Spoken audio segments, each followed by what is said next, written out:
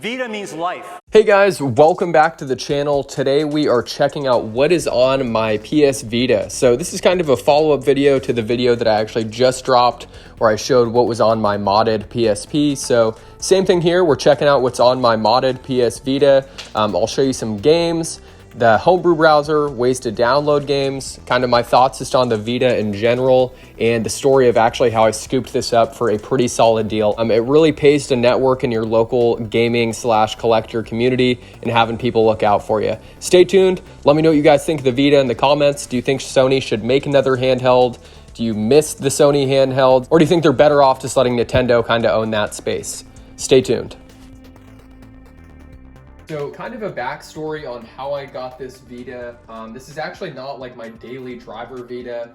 The Vita that I use all the time is actually my old 1000. It's a little more beat up. That was the one that I bring on trips. I brought it with me to Japan, so I'm not really tripping too hard if I damage it or kind of beat it up.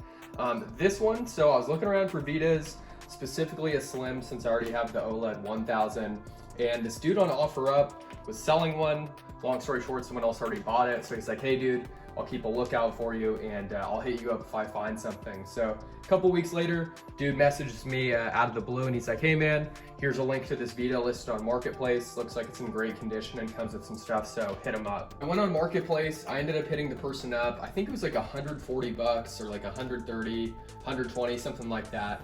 Messaged the person on Facebook Marketplace and I was like, hey, I want to buy this Vita, when can I buy it? Because it looked like a sweet deal. It came with this, a 32 gig memory card, which is solid since the PS Vita memory cards are super expensive. It had Final Fantasy X HD, and then it had this other game called Seven Scarlet. It's like a visual novel that I didn't care about. So she was like, hey, someone else wants to buy it for the list price. Can you do a little higher? I did it, and like I said, I think it's like 140 bucks.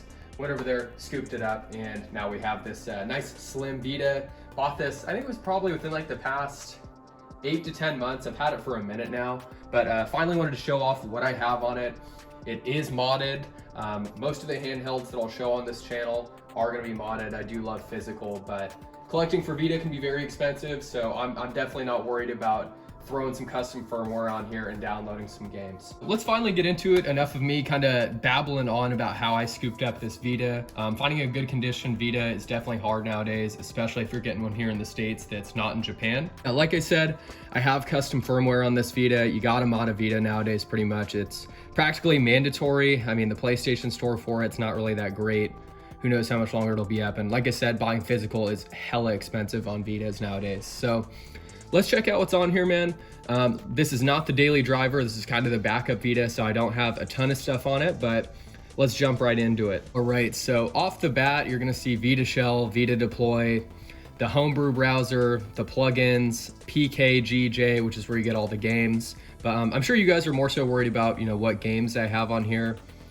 The Homebrew Browser is cool. You can get a lot of Homebrew on there. I'll show you that in just a sec. First couple games we got here, we have Back in 1995. This is supposed to be very similar to kind of like the PS1 era type horror games almost.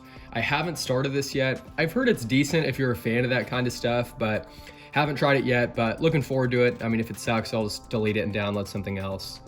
Next up, Ratchet & Clank Collection, which is solid. It's the OG Ratchet & Clank, so you have 1, 2, and 3. Can't really say anything bad about Ratchet & Clank. It's a great 3D platformer from the early 2000s, so gotta love Ratchet & Clank. My personal favorite is probably the first one, and then they had remastered it on PS4, which I really enjoyed. Next up, we got Uncharted Golden Abyss. This was, one of like the killer apps, I guess you could say, for the Vita at the time. Since it was out, I think at launch or near launch, you do have some kind of like the gimmicky touch stuff and the swipe stuff and using the back of the screen and all that, but great game. It's pretty much PS3 quality, which the Vita was pretty much supposed to be a portable PS3, so this game showcased that really well. Uncharted and then Killzone on Vita are probably two of the best looking Vita games, in my opinion. Next up, we got Call of Duty Black Ops Declassified. This was actually one of the best selling games on the console. I think, kind of like I'd mentioned, this was kind of at the height of Call of Duty when the Vita came out, and You know, this game, I felt like it was rushed. It wasn't great. It's not like I'm some diehard Call of Duty fan. It's an okay game. The campaign kind of sucks because there's no checkpoints. And then it does have multiplayer. The multiplayer is actually still populated, surprisingly. I guess if you're bored and want to kill some time, it's decent to hop on. As we continue on here, going to show you guys what other games I have. We'll check out that Homebrew Browser, which is pretty cool. It's nice. It's a nice option to have for some fun stuff that you wouldn't otherwise have on a modded Vita. And then I'll tell you a little bit about the Vita graphics plugin as well. So next up here on the list, we got MLB 15 The Show. MLB The Show used to be a PlayStation exclusive. We now have it on Xbox consoles and Nintendo, which was a smart move on their part, just to get, you know, a bigger fan base for baseball. But what's funny about this game is when it originally came out, it was sold in a traditional physical Vita game case, but inside it was a digital download code. So I remember getting this and being like, you gotta be fucking kidding me. Like, I don't know, I've always loved physical games, man. So when I got this, and it was a physical case, but just a download code, I was a little upset, especially for the time. That was not common back when this came out in 2015.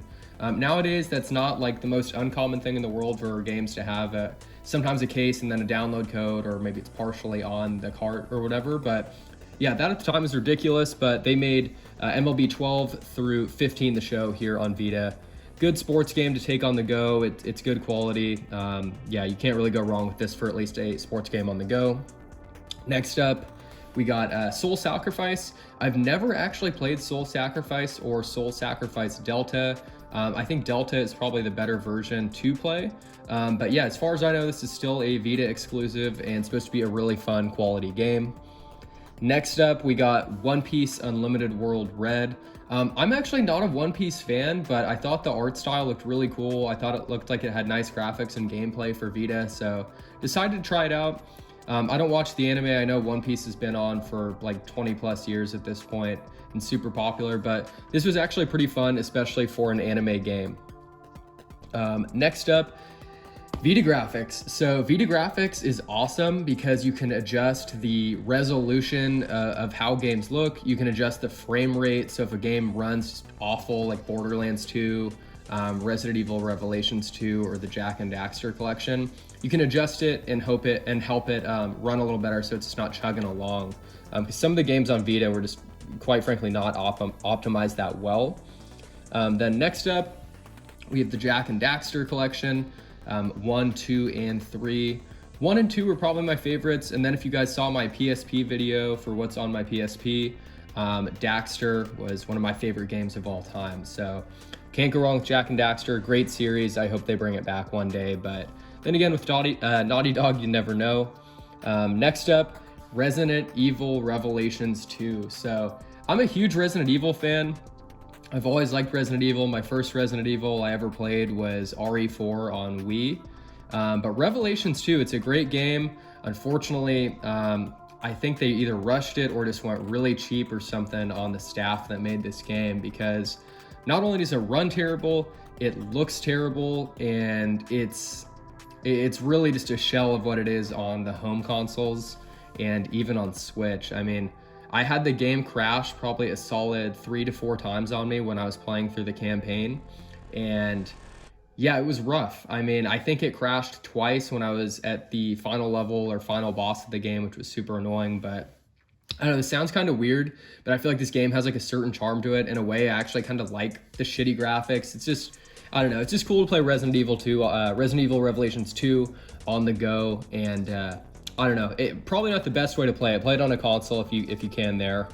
And then last but not least, we have Little Big Planet Vita. So I actually haven't played this. Looking forward to checking it out. Little Big Planet games are always pretty fun.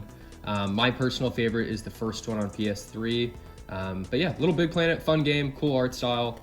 Can't really go wrong with it, especially on the go. Now we're gonna check out the Vita Homebrew Browser, and I'll give you guys kind of a rundown of what's on here, and then I can show you where some games are at and cool stuff like that as well. All right, so here we are on the Vita Homebrew Browser. I'll give you guys a quick rundown of what's on here. I'm not gonna be able to go through all of it, or this would literally be like a 3-hour video, just because there's so much you can get on the Homebrew Browser.